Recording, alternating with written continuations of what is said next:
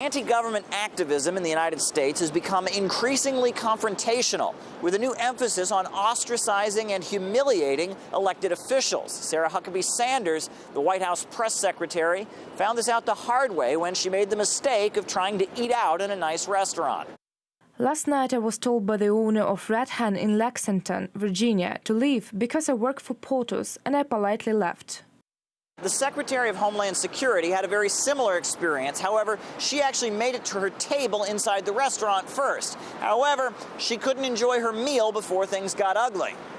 In a Mexican restaurant, of all places! And family separation! Abortion! Abortion! Shame! Shame! Shame! Shame! Shame! Shame! After she left the restaurant, the mob set up shop outside of her home.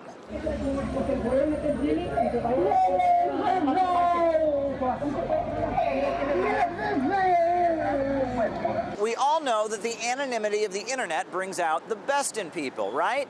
Well, after they refused to serve Sanders, the Red Hen network has been subject to all kinds of threats and false reviews. Meanwhile, several internet platforms are trying to stop the circulation of Immigration Customs Enforcement employees by anti-Trump activists.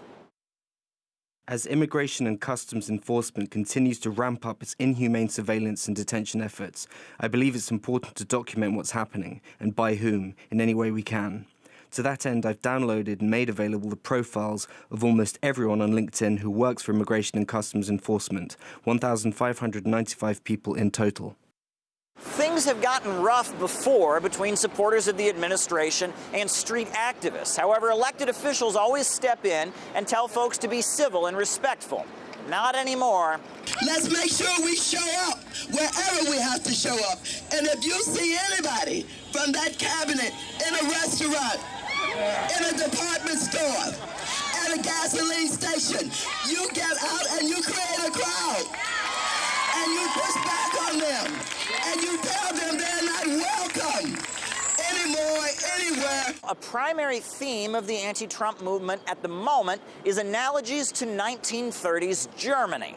This policy of family separation reminds us of the cattle cars of Nazi Germany when children were separated from their parents and marched to supposed showers. Slave traders used these tactics.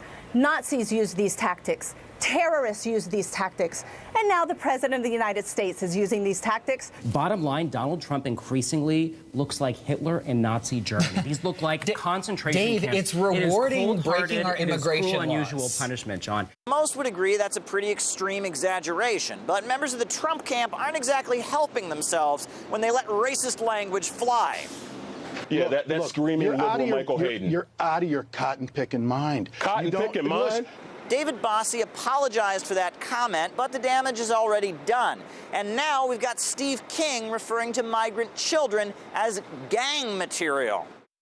Young boys, all old enough to be tried as adults or serve in the military, and are prime MS-13 gang material, and certainly grew up in the culture of one of the top 10 most violent countries in the world. Nobody in this country who understands history wants to encourage anybody to move a political debate into a zone of reckless civil disobedience and violence. People in the media who blow these charges up without actually dressing down those who might make those accusations are inciting a kind of riotous debate. Hang on. You have a duty to be fair and balanced. You have a duty to seek out the truth and publish the truth. And you have a responsibility not to shout fire in a crowded theater. So we've got mobs yelling Nazi, internet threats, racial slurs, taunts, and calls for violence. With ingredients like that, the story never really ends well. Caleb Maupin, RT, New York.